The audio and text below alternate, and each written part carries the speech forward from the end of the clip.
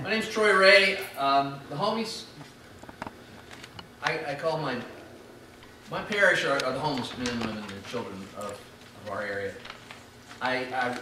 Sometime years ago, I started referring to them as the homies.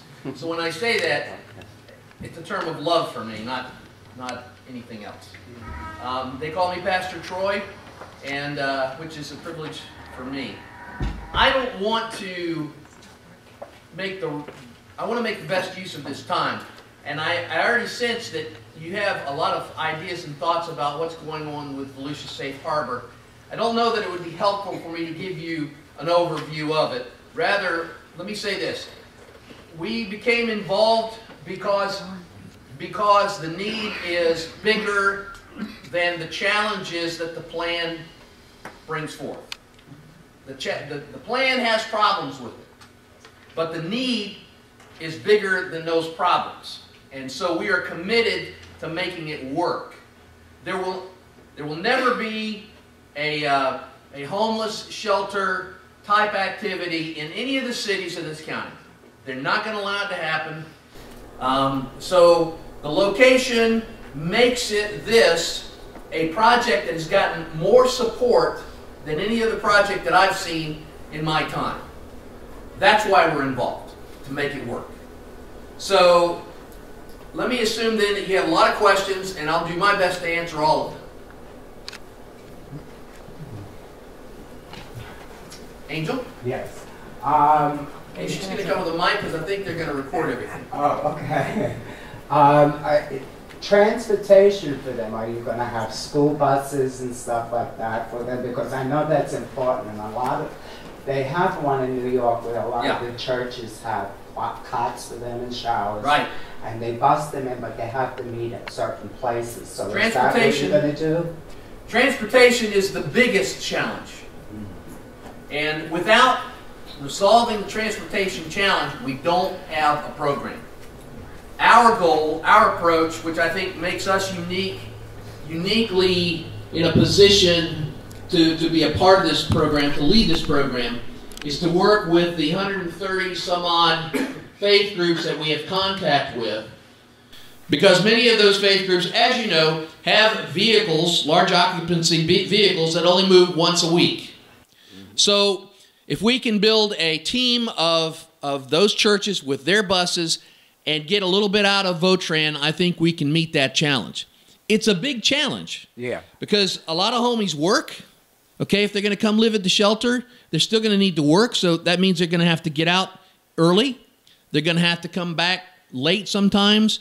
So that's one of the biggest pieces. Our approach is to get a coalition of Votran and faith group church buses. Now, I also have just one more question. I know from experience when I was in Manhattan and I was homeless for a while, and I realized the biggest complaint with the homeless people is security. Okay. Because they feel they'd rather sleep on the streets than go to these shelters because they get robbed, they get beat up. You mean in the shelter? Yeah, and within the shelter. And their shoes get stolen, this and stuff.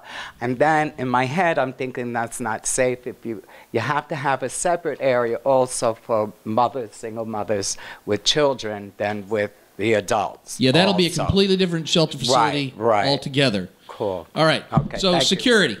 We're going to, you may have read about the law enforcement model, the and what's the other thing they call? The jail diversion thing.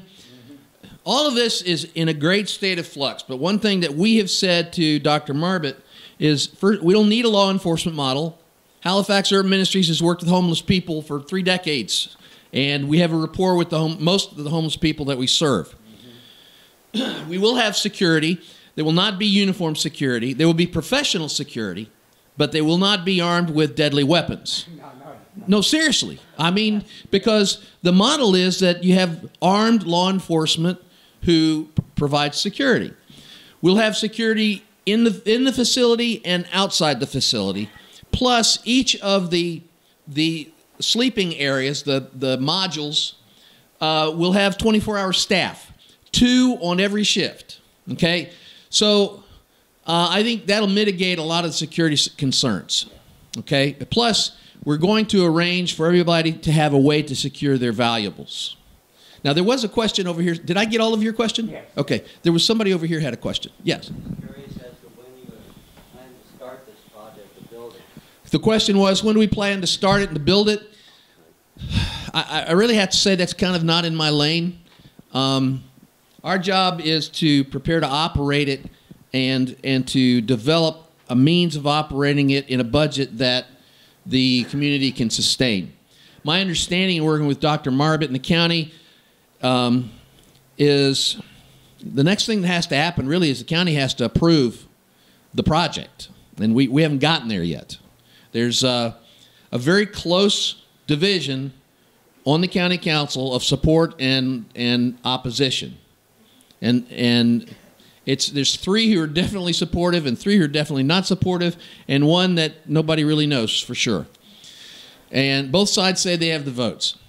The biggest outcome for this really is for someone who doesn't have an immediate axe to grind to get involved and say, how can we make this a positive thing that everybody can support? Because the problem with a 4-3 vote on the council is, you get the money, but there's 3 other people there who aren't going to be happy to see it going forward. It'd be a lot better if there was more support than that. That's where the timetable really is. Once it's approved, I would say it would take a year to a year and a half before we open the doors. Tom? Oh, I'm sorry. Go ahead. Yes, ma'am. I'm so happy you're here. I'm happy I'm here too. I'm happy that the homeless are going to eventually get helped. My brother, Mark Wilson, was a homeless brother. And I didn't even know it, and was also killed up by Marker 4 by LPGA and run down. Anyway, did you know him at all? Mark, I may have. It's hard to say. Long beard. Well, that describes a few. Anyway, I pray for his soul. Yeah.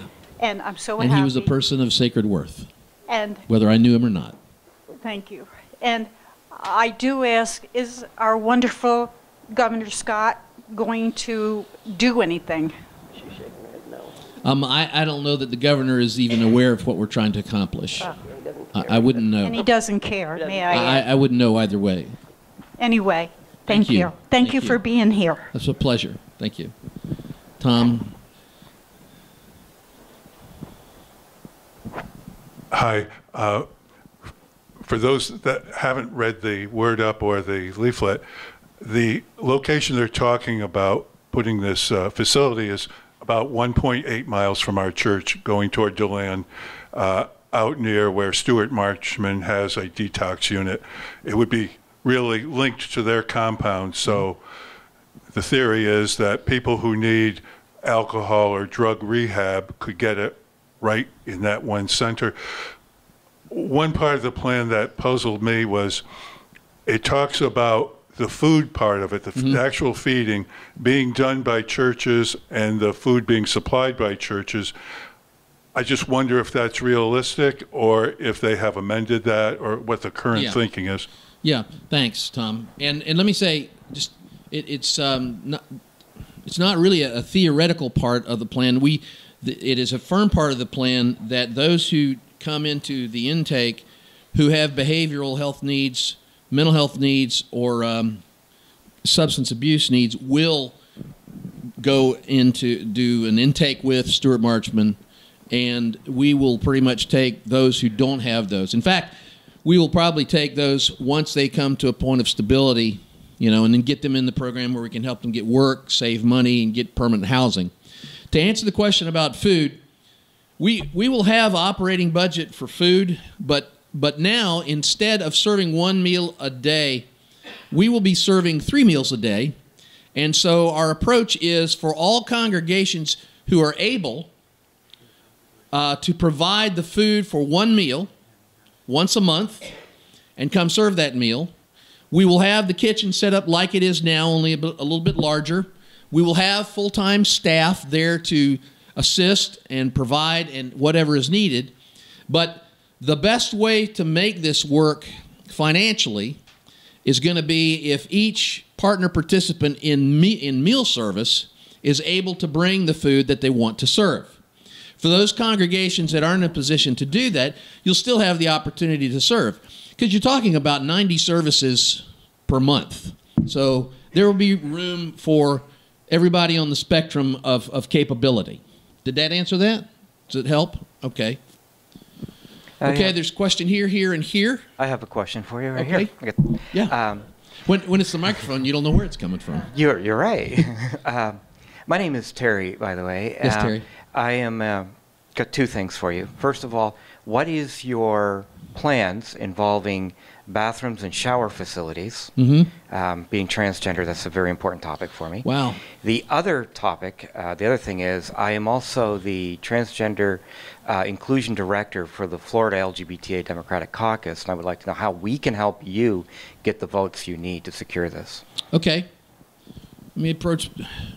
We have a policy already for transgender people in our facilities, and the policy is that they use the facilities of the gender that is the gender of their choice, or the gender of their, you know. Okay, that's a wonderful thing, but there's a small problem.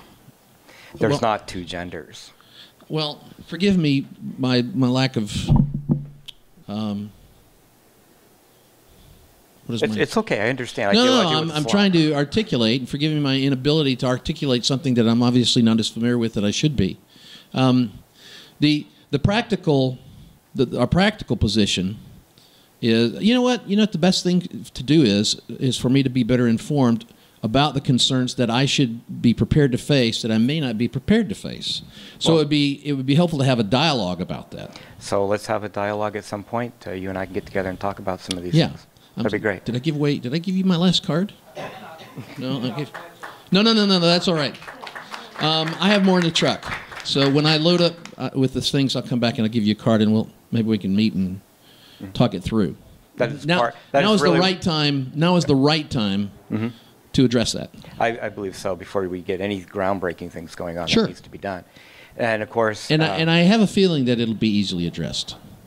It should be. I have a feeling that it's probably an easy thing to address. Yes, absolutely. Okay.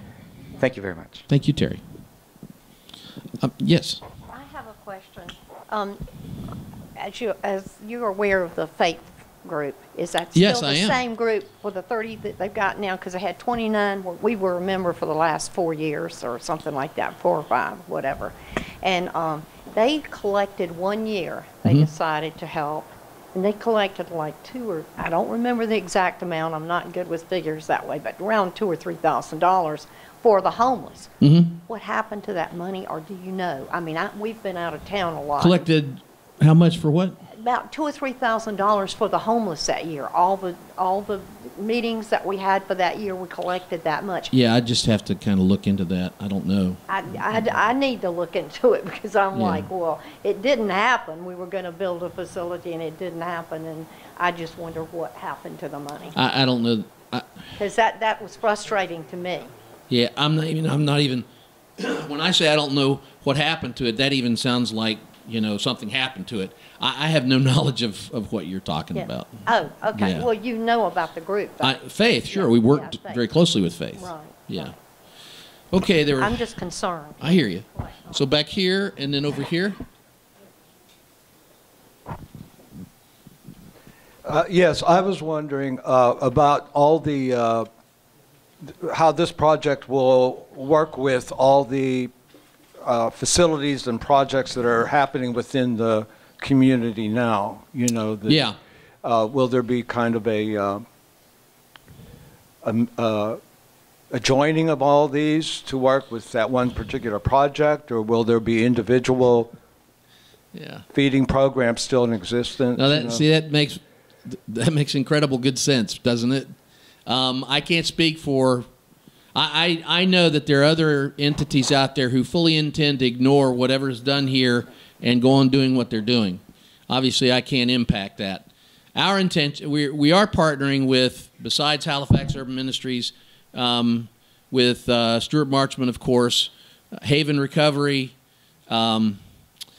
We're having serious conversations with the Salvation Army, faith, but our intention is that when we open the facility here and begin providing full services, then we'll stop the services for the single adult homeless, not the shelter, not the family shelter, but the meals there and the direct services there, the showers, the laundry, the haircuts, all that, because that'll all be out here. Hence the need for a transportation solution. So the goal is that all public services for homeless people be discontinued so that homeless people will only go to this location for services. I'm not in a position, I don't endorse that approach. There's a practical aspect to that approach. And the practical aspect is that if we have something going over here which has the goal of helping homeless men and women become independent and live in permanent housing and be self-sustaining, any activity that helps them not do that may take away from their determination to do that. But as a Christian, I still find it repugnant to turn help away from people who need help. There are going to be people who are not going to come to Volusia Safe Harbor or whatever the name winds up being. I'm not personally crazy about the name Volusia Safe Harbor. I'd like something with more creativity. But whatever, there are going to be people that don't want to come there. Now, I asked Dr. Marbut, I didn't ask him, I proposed, I said, we need another element in this project that it does not exist. And I said, there are lots of homies who are not going to come to shelter. It's not because they don't care about safety. It's because a number of reasons. They've been homeless so long, they're claustrophobic, they're paranoid, they're afraid of being victimized, and they're not going to come, you know? And then there are others who just are not prepared, are not in a place in their lives right now to contemplate such a radical change in their lives. Over time, that happens to people. I said, so we could be fully successful with the shelter, get 250 homeless men and women off the street into permanent housing, and the physical sight line would not change. Because the ones who are chronically homeless are still there. So I said, what we need is a location on the property where we set up a pavilion or a pole barn, and they can just move in. They can build their tent, they can put up their tents there, they can have their little dwellings right there. They can come and get the meals, the direct services that they get daily anyhow, and they can live back there. And they don't have to be in the shelter, you know? And because if we don't do something like that, people are not going to think that there's any success to it at all. So that's, right now, that's in the plan. I've got the microphone. Question here, question over here. Yeah. That's good that you're doing this, and I agree with this program. But I'm just curious because I know that a lot of people that are homeless, I'm a U.S. Army veteran. So am I. Thank God I'm not homeless. But there's a lot of us vets out there. There's a lot of people out there that are going to be transitioning that have no identity. And without an identity, a card or anything, they can't be in homes or jobs or anything else. That's the very first thing that we do. Actually, we do. I'm sorry, I cut you off. I apologize. No, that's fine. Go ahead. We're already doing that now, okay, at North Street. But in this program, the very first step of the program is to leave them alone for about 10 days to just decompress, you know, enjoy the ability to sleep without one eye open and that sort of thing. But then we find out if they've got their ID, their Social Security card, their birth certificate. If they don't, that's the first thing that we do, okay? Sure. So if it's a veteran, we make sure they're connected with their veterans benefits, get their veterans card, all that stuff. That happens the very first thing. And then we begin working with them about employment and then, you know, saving money and that sort of thing. Yeah, because I know a lot of people, too, have disappeared from their families, so that, in turn, would allow the families to locate their loved ones as well. You're right. You're right.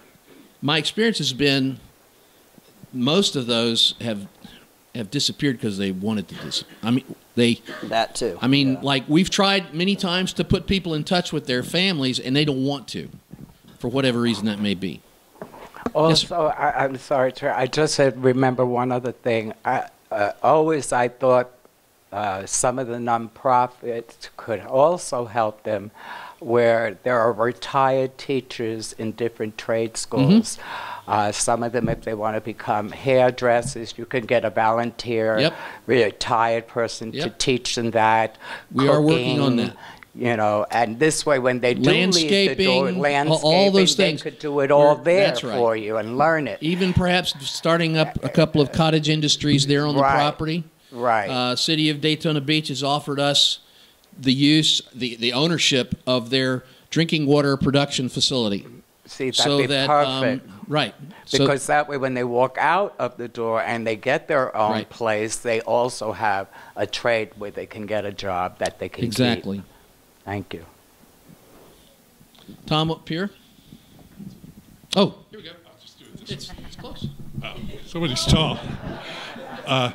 Okay, I think Troy mentioned it may be 2 years at least before such a facility becomes reality. Can you give us some advice or whatever on what our church can do between now and 2 years from now to help you more? And if the current programs are going to continue for about 2 more years. Sure. Okay. Well, yeah, let me say, H.U.M is very much publicly known for our work with homeless people, but that's half of our mission. And you help us with the other piece, which is homeless prevention. So I'll just make a small, brief commercial for that. Homeless prevention is not a hard concept in many people's minds. What is homeless prevention? What we have found is that 32,000 families in Volusia live below poverty, which means they have about a third of the national average of income for a family of 5. All right? That means that they are one crisis away from becoming homeless. Homeless prevention is basically about providing large volumes of well-balanced, healthy foods so that they don't have to spend grocery money to pay the rent, okay?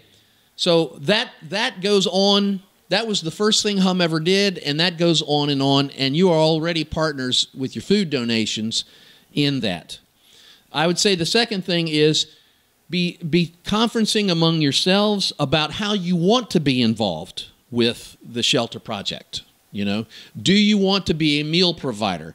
Do you want to be a supplies donor? You know, what is in your capability to do?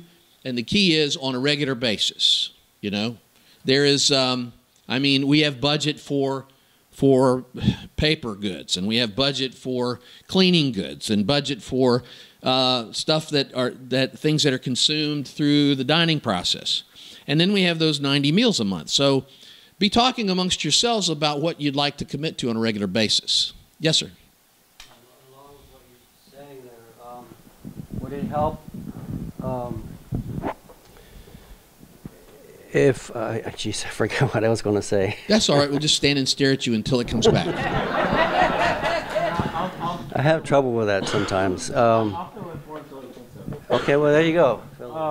My question is that with what you said a few minutes ago about them being paranoid and everything, do you think that with it being next to the jail, that's going to enhance that paranoia? No. I'll tell you why. No. First of all, they've been to the jail. They've all been to the jail. Secondly, this place, this location that we have, they're not even going to see the jail. It's complete. Whatever we're going to make is going to be lifted up from the marsh about 6 feet and have trees all around it. I think it's going to wind up being one of the best places they've ever had, you know, as a spot. And unless I just really don't know my folks, I think they're going to understand that we made that spot for them, you know, because of respect for where they are in this transition. I think it's going to be all right.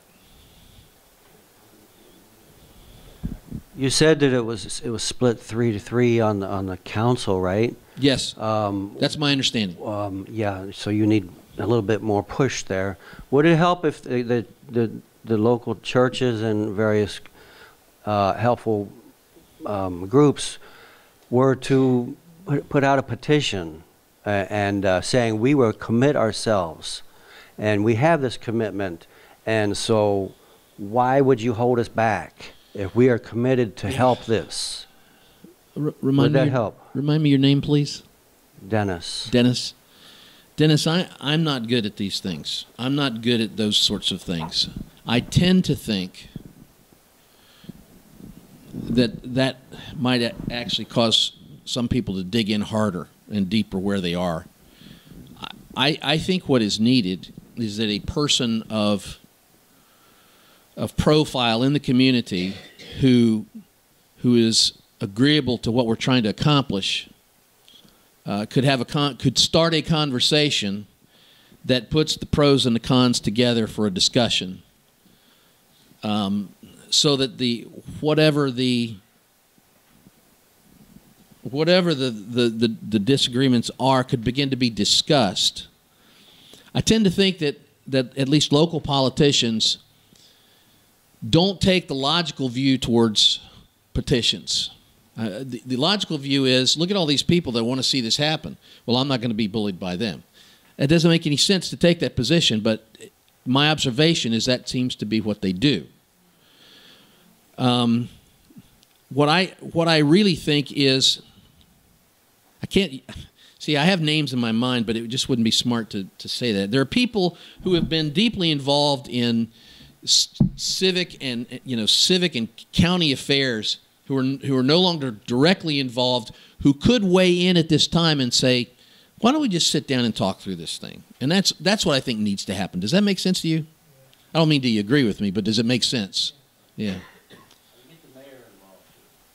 Yeah, well, the mayor's involved. The mayor has weighed in. There is a perception that it's a Daytona Beach versus Volusia County problem, and that's unfortunate. Other questions? I have a two-part question. All right.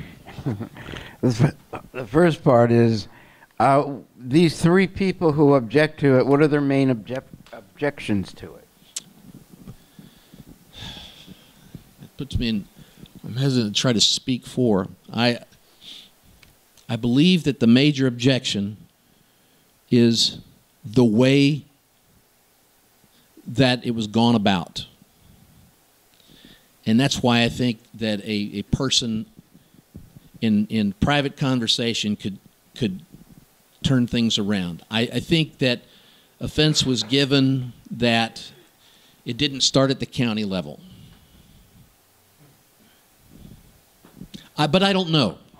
You know? Okay. The second part is, has anyone looked into the prospect of turning the old police station in Daytona Beach on Orange Avenue into a facility? I know for a fact that there has been at least one entity that has looked into it. Ours. We went in, we took pictures, we walked through the whole place, we thought, wow, we could really make this work. And we didn't get, I mean, the board was on it, and we were already starting to make out some plans. And to keep it short, the city said there is no way that that's going to happen in this city.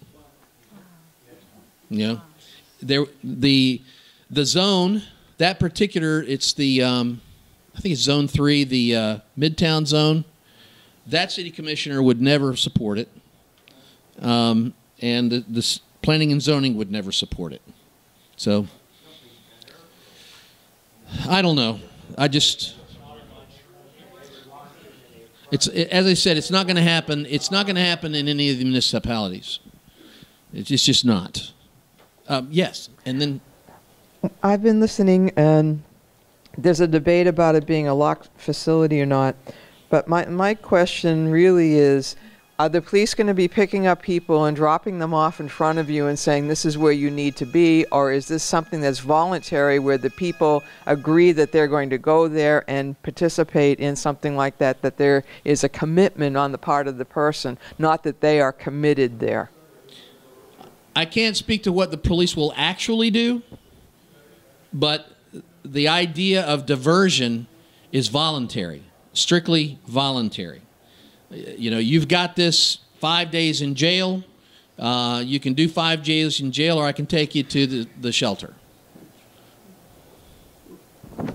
And then you had a question. Well, my question was kind of like what she asked, but my question was, I know at the time that we collected all that money, I think it was about 2 years ago, because we've been traveling a lot in the last year now. Good. But plus we're with the synagogue down in Claremont right now. He's doing it pro bono for him. We're building Okay. a synagogue, and I'm working with him. All right. Anyway, the year that we collected all that money, we had the city, we had the police department of, I believe, Ormond and Daytona saying they wouldn't pick up, and I don't know about Port Orange, I'm not positive, but I know those two, and they were in agreement that they would not pick up people just sleeping in a park or sleeping in the woods and take them to jail. Now, then it looked like in the last year or two that's changed all around. It's like, whatever happened to that commitment? Was it not sincere? Was it, I mean, I just don't understand. We get these things passed and people are in agreement, and then it just goes, they do what they want to do, some of the officials. And I'm just, I mean, I know it's still happening because I've heard instances of it happening. Right. You know, they're still, I don't know, they're doing it, and I just can't understand. I really can't. If a police officer is supposed to keep the peace, then they're going over and beyond that. So. I hear you. I don't know what to say. You can't do anything more than I can, but I'd like to know what I could do as just an individual citizen. I've complained. Yeah. Yeah. It still goes on. That what you're talking about still goes on. Homeless people, you know, I'd like to see the hand of anybody that would be sitting on a public park bench with their backpack or their purse next to them and have a law enforcement officer come up to you and say, show me your ID. I'd like to see the hand of a person that would say, oh, sure, be glad to show you my ID. You know, you won't see a law enforcement officer do that to me or to you. And by golly, if they did, I'd say, why do you need to see my ID? Well, you know, you've been here too long. And then for them to say, well, let me look in your purse. Let me look in your backpack. I mean, would you stand for that? None of us would. And yet, that still happens every day downtown. Every day. It's so common that it's expected. So, what is the projected cost? the projected cost of operating, the operation cost is about $1.25 to $1.5 million a year. The building and facility, I think it's like around $3 million. Other questions? Yes, ma'am. Yes, I'm sure we all know this, but Florida is a cop state, meaning they can do whatever they want to do, whether you're sitting there, whether you're innocent, or, you know, if you've done something terrible, then you should pay for it. But if you're just sitting there, they have no right to question you, and they have no right to go in your home without a warrant. Yes. And you want to speak to your attorney Sure. first. Right. Is there anyone else? I don't want to belabor it, but I don't want to miss anyone. Yes, sir.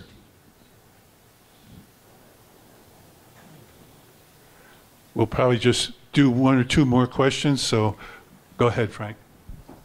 I want to ask you, I live in Daytona. Yes, sir. That's an 86,000 person population there. I understand on Elkham and Danforth, there is a park or something. I've never gone down the street because I almost bought a house in that area, but the house was too small. But I understand in that park there are many, many, many homeless that sleep in a park over there.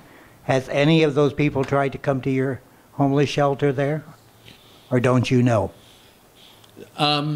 There's an outfit called Community Life Center that I know is providing food and other services for most of those homeless people that you're talking about.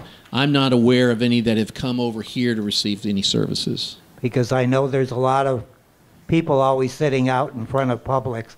Yeah. Maybe somebody gives them a couple dollars to get something or whatever. Yeah. And our sheriffs over there don't give the people any static or anything like that.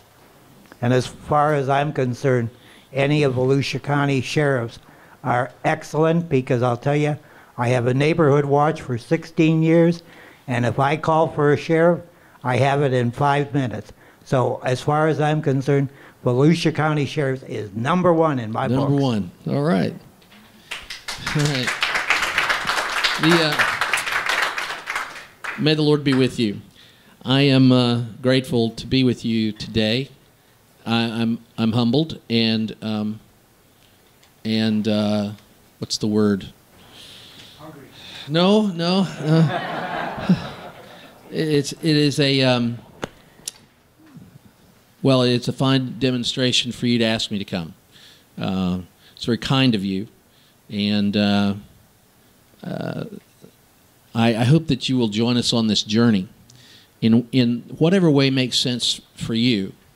I already know that you want to show the love of Jesus to the people that we serve. You've already done that. You've been doing that.